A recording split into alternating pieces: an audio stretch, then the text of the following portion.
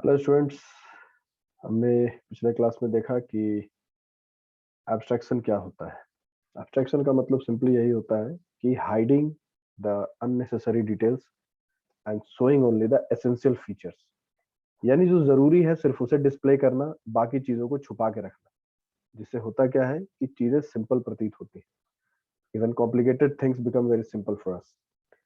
तो यही एब्स्ट्रैक्शन है और काफी सारे एग्जांपल्स भी आपने पिछले क्लास में देखे होंगे।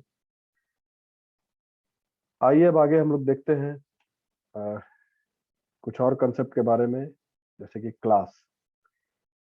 ये सब तो पहले आना चाहिए था बट ये बाद में आ रहा है, कोई बात नहीं।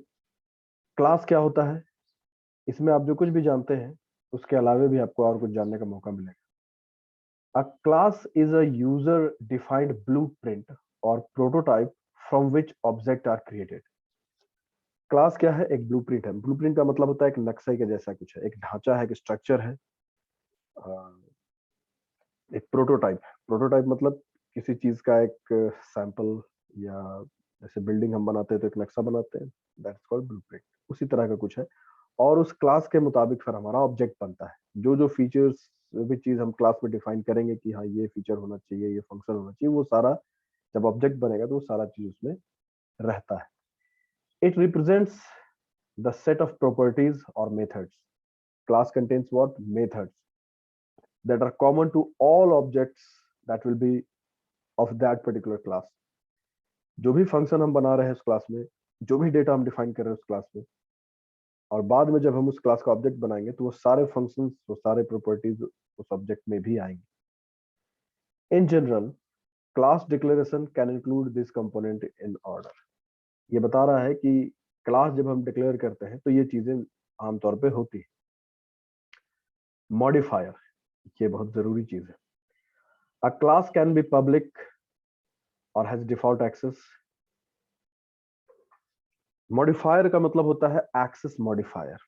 एक्सेस मॉडिफायर प्रायः तीन प्रकार के होते हैं: public, private and protected. Public access modifier का मतलब यह होता है कि जो भी कंटेंट पब्लिक होगा, उस कंटेंट को या पब्लिक मटेरियल को कोई भी यूज कर सकता है। कोई भी यूज कर सकता है। पब्लिक प्राइवेट में बेसिक डिफरेंस क्या है, ये अल्टीमेटली आप थियोरेटिकली तो मैं बता ही सकता हूँ, बट अल्टीमेटली अगर आपको सीखना है, फाइनली सीखना ही है, तो फिर आपको बिना प्रोग्राम बनाए, बिना एक्सेस मॉडिफायर्स का इस्तेमाल करके अब नहीं सीख सकते हैं। और एक्सेस मॉडिफायर से रिलेटेड वीडियोस भी डाला हुआ है, आप चाहें तो देख के उसको सीख सकते हैं। फिलहाल यहाँ पर हम लोग क्या बात कर रहे हैं कि क्लास जब भी हम बनाते हैं तो प्राय हम क्लास का नाम लिखते हैं, class whatever ABC, and then we start making our functions and other things. Normally we do the same. But यहाँ पर एक्सेस मॉडिफायर के बारे में बात हो रहा है, ये आपको जानना चाहिए। अगर हम किसी क्लास में या किसी फंक्शन में एक्सेस मॉडिफायर नहीं डालते हैं तो वो बाय डिफॉल्ट पब्लिक होता है। पब्लिक मतलब that class can be used by any other class also, ये पब्लिक हो गया।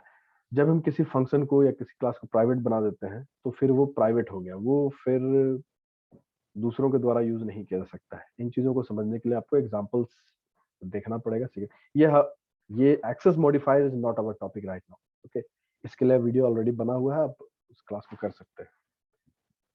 तो हम स्पेसिफाई करते हैं कि पब्लिक क्लास व्हाटएवर और प्राइवेट क्लास व्हाटएवर जैसे भी। और अगर हम एक्सेस स्पेसिफायर नहीं भी देते हैं तो बाय डिफॉल्ट क्या होता है, वो पब्लिक रहता है अगर हम नहीं दे रहे तो। Then we do what? We write the class and then we write the class name. The name should begin with letter, means जितना भी रूल आप जानते हैं variable, naming a variable, we have already learned it, वो rule applicable होता है class का नाम देने समय भी। किसी भी आइडेंटिफायर का नाम जो देते हैं हम लोग, वेरिएबल का नाम, फंक्शन का नाम, क्लास का नाम, तो एक रूल होता है। रूल क्या है आपको पता है कि it should not start with a number, it should not contain space, it should not have any keyword, it should not be a keyword, यही सब। It should not contain any special character. तो यही सारा चीज ध्यान रखना है आपको। फिर क्लास का नाम हम देते हैं super class. The name of class parent super class if any preceded by the keyword extend। Inheritance जो हमने पिछले क्लास में पढ़ा, और अगर आप किसी को इनहेरिट करना चाहते हैं तो एक्सटेंड कीवर्ड के बाद उस क्लास का नाम लिख सकते हैं जिस क्लास का प्रॉपर्टी आप एक्वायर करना चाहते हैं। ये आमतौर पे हम लोग नॉर्मली नहीं करते हैं, जब जरूरत होता है तब करते हैं। तो फिर एक्सटेंड के साथ जो उस क्लास का नाम लिखते हैं वो क्लास हमारा सुपर क्लास हो जाता है। जैसे आप इनहेरिटेंस का उदाहरण देख लीजिए एक बार, तब ये चीज क्लियर होगा आपका।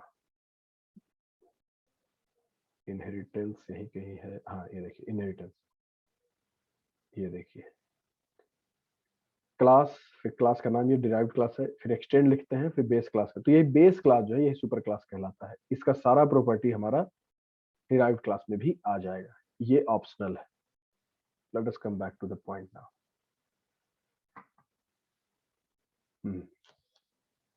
इंटरफेस, इंटरफेस भी हम बनाते हैं। इंटरफेस वगैरह कैसे बनाते हैं ये हम लोग बाद में डिस्कस करेंगे। तो इंटरफेस भी हम लोग बना सकते हैं। इंटरफेस क्या है ये सारी बातें हम लोग बाद में करेंगे। मुख्य तौर पे हमें क्लास बनाते हैं समय क्या ध्यान रखना है, एक्सेस मॉडिफायर्स क्या दे रहे हैं, क्लास का नाम क्या दे रहे हैं, इन दोनों को फिलहाल छोड़ दीजिए। फिर हम बॉडी ऑफ द क्लास बनाते हैं, और बॉडी क्लास का जो रहता है सराउंडेड बाय करली ब्रेसेस होता है, और इसी करली ब्रेसेस के बीच हम डेटा भी बनाते हैं और फंक्शंस भी बनाते हैं। तो क्लास यही है। क्लास क्या हुआ? क्लास एक ब्लूप्रिंट है, एक प्रोटोटाइप है, एक स्ट्रक्चर है, एक ढांचा है, एक मतलब एक मॉडल है समझिए। उस मॉडल के आधार पर हमारा ऑब्जेक्ट बनता है जिसमें वो सारी प्रॉपर्टी, सारी खूबियां होती है। ऑब्जेक्ट क्या है? हम लोग क्या पढ़ रहे हैं? हम लोग पढ़ रहे हैं कॉन्सेप्ट ऑफ ओओपी। तो क्लास, ऑब्जेक्ट, ये सारा ओओपी का कॉन्सेप्ट है। ऑब्जेक्ट, ऑब्जेक्ट के बारे में आपको पहले से भी बहुत कुछ पता है, फिर से देखते हैं हम लोग। It is a basic unit of object oriented programming and represents real life entities. Object एक रियल लाइफ एंटिटी की तरह होता है। A typical Java program creates many objects which interact by invoking methods. आपको ये पता होना चाहिए, बेसिक प्रोग्रामिंग के माध्यम से आप क्लास बनाते हैं, क्लास बनाने के बाद हम ऑब्जेक्ट बनाते हैं। एक क्लास का हम कई ऑब्जेक्ट्स बना सकते हैं, और वो सारे ऑब्जेक्ट्स उस क्लास के सारे फंक्शंस को यूज कर सकता है। इन्वोकिंग मेथड्स का यही मतलब होता है कि वो ऑब्जेक्ट अलग अलग मेथड्स जो भी है उस क्लास में उसको इन्वोक करता है, यूज करता है। एक object, what does an object consist of? It consists of state. State means it is represented by attribute of an object. It also reflects properties of an object. Object का state बताता है कि उसका क्या क्या प्रॉपर्टी है। Behaviour, it represents by method of an object. किसी class में क्या क्या मेथड है वो हो गया उसका बिहेवियर। यानी कि अगर हमने एक क्लास बनाया है, उस क्लास में मान लीजिए हमने सम, प्रोडक्ट, डिवीजन, ये सब कुछ फंक्शन बनाया है, तो जब हम उस क्लास का ऑब्जेक्ट बनाएंगे तो वो ऑब्जेक्ट क्या क्या बिहेव कर सकता है, क्या क्या कर सकता है बेसिकली। तो वो सम कर सकता है, जो भी फंक्शन हमने बनाया वही वो कर सकता है। और इसीलिए ये कह रहा है कि it represents method of the function. वो मेथड रिप्रेजेंट करता है कि ये फंक्शन वो कर सकता है। It also reflects the response of an object with other object. Response of an object with other object का मतलब ये एक्चुअली एक तरह का मैसेज पासिंग का कॉन्सेप्ट है। जब हम कोई एक ऑब्जेक्ट के माध्यम से एक फंक्शन को कॉल करते हैं, तो उस फंक्शन का जो रिजल्ट आता है, रिटर्न फंक्शन अगर आप यूज किए हैं, तो रिटर्न को हम फिर दूसरे ऑब्जेक्ट के थ्रू उसको यूज करवा सकते हैं। तो ये कम्युनिकेट करता है ऑब्जेक्ट एक दूसरे से इस तरह से। मैं फिर कह रहा हूँ कि ये सब थ्योरेटिकल बातें हैं, ये प्रैक्टिकली जब तक नहीं करेगा समझना थोड़ा मुश्किल होगा। आप फिलहाल सुन के थोड़ा बहुत सीख सकते हैं, ये सब थोड़ा बहुत ही सीखने में मदद करेगा। Identity, it gives unique name to an object and enable one object to interact with another object. ये कहना ये चाह रहा है सीधा सीधी बात कि एक क्लास का बहुत सारा ऑब्जेक्ट तो बन सकता है, तो उसका अपना एक अलग आइडेंटिटी होता है। जैसे OB1 हम बनाए एक ऑब्जेक्ट, OB2 बनाए दूसरा ऑब्जेक्ट हो गया, OB3 हम बना रहे हैं ये तीसरा ऑब्जेक्ट हो गया। तो सब ऑब्जेक्ट का अलग अलग अपना आइडेंटिटी होता है, मगर तीनों में कॉमन होता है, या सभी ऑब्जेक्ट्स में एक ही क्लास के सभी ऑब्जेक्ट्स कॉमन होते हैं, सब में common features, common behaviour, common property होता है, बस नाम अलग अलग होता है। Just identity. जैसे हमने एक नक्शा है, उस नक्शे के मुताबिक हमने 10 घर बनाया है, सब में सेम फीचर, सेम प्रॉपर्टी है, बस सबका नाम अलग अलग। ये हाउस नंबर 1 है, हाउस नंबर 2 है, लाइक दिस, यही है। तो इस चीज को समझाने के लिए यहाँ पर आपको बताया जा रहा है कि आइडेंटिटी किसे कहते हैं, जैसे ऑब्जेक्ट का नाम, यहाँ डॉग का एग्जांपल लिया जा रहा है, एक प्राणी है डॉग, उसका कि वो एक डॉग है, ठीक है भाई। उसका स्टेट या एट्रीब्यूट क्या होगा कि वो, उसका ब्रीड अलग हो सकता है, कुत्ते कई प्रकार के होते हैं, उसका एज, उसका कलर। जैसे हम गाड़ी भी अगर बना रहे हैं तो एक ही गाड़ी है, मगर कोई लाल रंग का है, कोई सफेद रंग का है, कोई काला रंग का है, ठीक है। तो ये बिहेवियर, वो क्या क्या कर सकता है वो ऑब्जेक्ट। तो अगर हम डॉग के बारे में बात करें तो दैट कैन बार्क, भौंक सकता है, वो सो सकता है, वो खा सकता है, वो दौड़ सकता है, वो काट सकता है, बहुत सारा चीजें जो वो कर सकता है। तो यही है। आते हैं अब मेथड के बारे में। मेथड बहुत ही कॉमन सा चीज है। अब method is a collection of statements. अब method is a collection of statements. जब हम कोई फंक्शन बनाते हैं तो फंक्शन जब करली ब्रेस से शुरू करते हैं तो बहुत सारा चीज लिखते हैं, डू दिस डू दैट वगैरह वगैरह वगैरह, करली ब्रेस से बंद करते हैं। तो ये बन जाता है कि मेथड। तो मेथड क्या है? Collection of the statements that perform some specific task and return result to the caller. यानी कि फंक्शन जब हम इन्वोक करते हैं या कॉल करते हैं तो जो भी फंक्शन में सेट ऑफ इंस्ट्रक्शन है उसके हिसाब से वो काम करता है और उसके बाद रिजल्ट देता है। रिटर्न टाइप फंक्शन बना है तो रिजल्ट देगा, या नहीं है तो डिस्प्ले करेगा, रिजल्ट देगा, आउटपुट देगा। A method can perform some specific task without returning anything। मतलब ये भी है कि रिटर्न टाइप फंक्शन तो हम बनाते ही हैं, हम चाहे तो एक ऐसा फंक्शन भी बना सकते हैं जो कुछ रिटर्न ना करे। वॉइड लिख के जो आमतौर पे हम लोग बनाते हैं, जो नए यूजर्स होंगे वो सिर्फ वॉइड लिख के ही फंक्शन बनाते हैं, जैसे void sum and whatever. तो वॉइड फंक्शन का मतलब है that function is design to return nothing, and if you want to make a function which will return something, इसके लिए आप रिटर्न एंड आर्गुमेंट वाला एक वीडियो है, वो आप देख लीजिए तो समझ में आ जाएगा। तो रिटर्न भी कर सकता है फंक्शन, चाहे तो नहीं भी कर सकता, यही बता रहा है, बहुत बड़ी चीज नहीं बता रहा है। Method allow us to reuse the code without retyping the code. मतलब कि अगर हम एक बार फंक्शन बना चुके हैं, एक बार उसे हम कॉल कर चुके हैं, फिर से हमें उसी तरह का कुछ काम है या वही काम है, तो हमें बस उसे कॉल करना है, हमें फिर से कुछ पूरा कोड लिखना नहीं है, we just need to call it. तो हम क्या करते हैं, एक बार फंक्शन बना लेते हैं और उसे बार बार रीयूज करते हैं, उसी को, उसी कोड को बार बार कॉल करके रीयूज करते हैं। तो इस तरह से हमारा काम आसान होता है। फंक्शन का दूसरा डिफिनेशन ये भी है कि function is a set of instruction, सब programme which helps to simplify our task। तो काम को आसान कर देता है। In Java every method must be part of some class. Java में हर एक मेथड जो होता है वो किसी न किसी क्लास के अंदर ही होगा, आप क्लास के बाहर नहीं बना सकते। हालांकि दूसरे लैंग्वेजेस में सी, सी प्लस प्लस या पाइथन में ऐसा नहीं है, फंक्शन हम नॉर्मली बाहर भी बना सकते हैं, ठीक है। इन लैंग्वेजेस को जब आप सीखेंगे तो समझ में आ जाएगा। Methods are actually time savers. That's the right thing about a method. Method क्या करता है, बस कॉल किया, काम हो गया, हमारा हमारा समय भी बहुत बचाता है। And reuse the code without retyping the code. एक बार फंक्शन हम बना लेने के बाद उसी एक फंक्शन को जब चाहे, जितनी बार चाहे हम कॉल कर सकते हैं। ये मेथड के बारे में अच्छी बात और खास बात है। अभी आपको बताना चाह रहा है मेथड का डिक्लेरेशन के बारे में, कि इन जनरल मेथड डिक्लेरेशन है 6 कंपोनेंट्स। 6 कंपोनेंट्स इसके हिसाब से है। उसमें से कुछ हम लोग यूज करते हैं, कुछ नहीं करते हैं, बाकी चीजों को हम देखते हैं। तो एक्सेस मॉडिफायर, सबसे पहला चीज जो है एक्सेस मॉडिफायर है।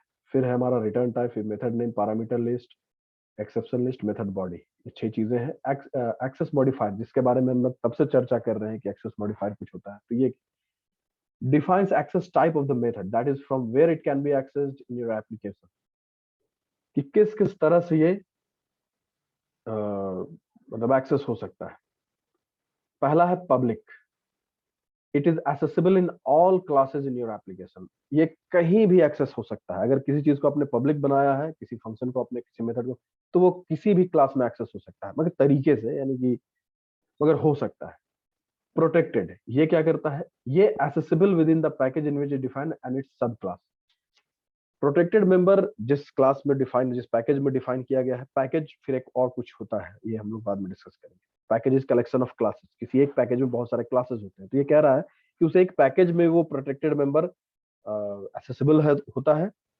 और सब क्लास में, इनहेरिटेंस में जब हम प्रोटेक्टेड मेंबर को इनहेरिट कर सकते हैं, है ना, मगर प्रोटेक्टेड मेंबर जब इनहेरिट होता है तो सब क्लास में जाके वो प्राइवेट बन जाता है, फिर वो फर्दर इनहेरिट नहीं हो सकता, ठीक है। तो ये बता रहा है कि प्रोटेक्टेड मेंबर किसी एक पैकेज में एक्सेसिबल है, पैकेज से बाहर एक्सेसिबल नहीं है। और सब क्लास में वो इनहेरिट हो सकता है। प्राइवेट मेंबर के बारे में क्या है, ये सबसे प्राइवेट टाइप का चीज है, मतलब accessible only with in the class. वो क्लास के बाहर किसी कीमत पर आप दूसरे क्लास में से यूज कर ही नहीं सकते, ये होता है प्राइवेट। इन सबसे रिलेटेड वीडियोस ऑलरेडी डाला हुआ है, पीछे जाके देख सकते हैं। डिफॉल्ट, प्राय ये तीन ही एक्सेस मॉडिफायर्स होते हैं। डिफॉल्ट का मतलब होता है कि जब आप कोई एक्सेस मॉडिफायर नहीं डाल रहे हो, ना पब्लिक डाल रहे हो, ना कुछ भी नहीं डाल रहे हो, जो आमतौर पर हम लोग करते भी है, तो वो बाय डिफॉल्ट हो जाता है। तो डिफॉल्ट और पब्लिक ऑलमोस्ट सेम होता है, ठीक है। पब्लिक का जो प्रॉपर्टी है वो डिफॉल्ट का ही प्रॉपर्टी है। कुछ एक प्रोग्रामिंग लैंग्वेज में पब्लिक ही डिफॉल्ट होता है, मगर जावा में डिफॉल्ट एक अलग बताया जा रहा है, मगर ये पब्लिक के जैसा ही होता है। accessible within the same class and package within which its class is defined। वो जो डिफॉल्ट है वो हमारा एक पैकेज में उसी क्लास में, मतलब that can be easily accessible in that particular package। Public पूरे एप्लीकेशन में एक्सेस हो सकता है, ये एक हल्का सा डिफरेंस यहाँ पे आ रहा है। जबकि default with in the class and the same package, package में पूरा एक्सेसिबल होता है डिफॉल्ट। मतलब पब्लिक और डिफॉल्ट में बहुत हल्का सा एक डिफरेंस। तो जब हम कोई मेथड बनाते हैं, जब कोई हम फंक्शन बनाते हैं, तो उस समय हम पहले तो एक्सेस मॉडिफायर देते हैं कि वो पब्लिक होगा, प्राइवेट होगा, क्या होगा। अगर हम नहीं देते हैं तो ऑटोमेटिक वो डिफॉल्ट एक्सेस मॉडिफायर हो जाता है, जो उस पैकेज में, उस क्लास में पूरी तरह से एक्सेसिबल होता है। फिर हम लोग बताते हैं रिटर्न टाइप, कि वो फंक्शन कैसा होगा, मतलब वो वॉइड होगा, या जैसे वॉइड सम ऐसा लिखेंगे, या आईएनटी सम लिखेंगे। वॉइड का मतलब होता है कि that is not going to return anything. वो कॉल बस होगा और अपना जो काम है वो करेगा, वो डेटा रिटर्न नहीं करेगा, ठीक है। तो रिटर्न, मैंने क्या बताया कि रिटर्न, आर्गुमेंट, ये सबसे रिलेटेड वीडियोस ऑलरेडी डाला हुआ है। आपको बस समय देने की जरूरत है, देंगे तो सीखेंगे, नहीं देंगे तो सब ये ओवरफ्लो ही होगा, है ना। तो और दूसरी बात ये है कि मैं ये नहीं कह रहा हूँ कि आप आज इस चीज को देख के, आज इस चीज को सुन के आप समझ ही जाइएगा। ये सबके लिए नया है पूरी तरह से, तो एक बार में ये सब नहीं समझ में आएगा, ध्यान दीजिए। आप प्रैक्टिस करते रहिएगा तो आपको समझ में ये आते चला जाएगा। आप सोचिएगा कि आज सिर्फ इस लेक्चर को सुन के हमको सारा चीज, no, that's not going to happen. आपको बस थोड़ा बहुत मदद ये कर रहा है, बाकी आप जब प्रैक्टिस करिएगा 1-2 महीना, उसके बाद ये सब पढ़िएगा तो बोलेगा अरे यार ये सब तो कुछ है ही नहीं, बहुत सिंपल है, सब तो हम जानते हैं। तो रिटर्न टाइप क्या होता है, ये हम स्पेसिफाई करते हैं मेथड बनाने समय। फिर हम मेथड का नाम देते हैं, फंक्शन का नाम देते हैं, जो भी नाम से आप बनाना चाहते हैं, सम, प्रोडक्ट और एरिया और वॉट एवर। यही है रूल उसका भी, कि वेरिएबल नेमिंग रूल्स, है ना।